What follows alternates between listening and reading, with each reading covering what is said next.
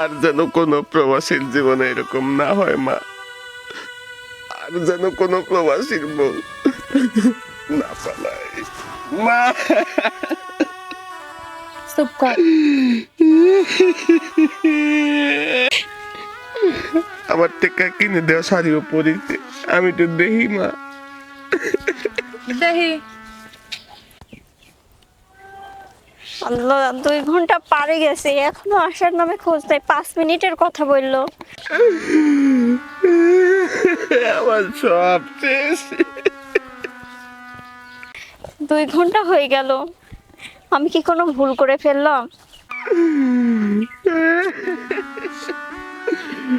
যাওয়ার আগে শরীফ কাইয়া তৈরি করলো বাইসতে বিদেশ যায় না। এ বেটা, এই শাড়িটা বাইরেই ছিল।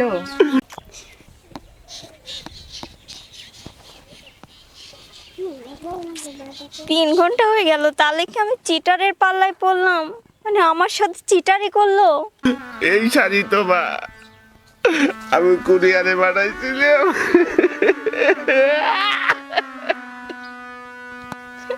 এখন আমি কি করব? সন্ধ্যা হয়ে গেল, সকাল থেকে দাঁড়িয়ে আছি, সন্ধ্যা হয়ে গেল, আমি এখন কোথায় যাব?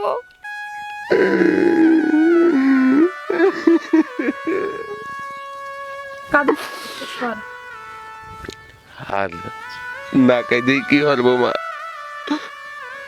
আমার তো সারা জীবনের সব সঞ্চয় শেষ। কি করব? আর এই মুখ আমি এখন কাকে দেখাবো? কিন্তু পারবো না বাড়ি ফিরে যেতে। আমার স্বামী আমাকে কত ভালোবাসতো। এত ভালোবাসলাম, তোমার কথাও বিশ্বাস করলাম না।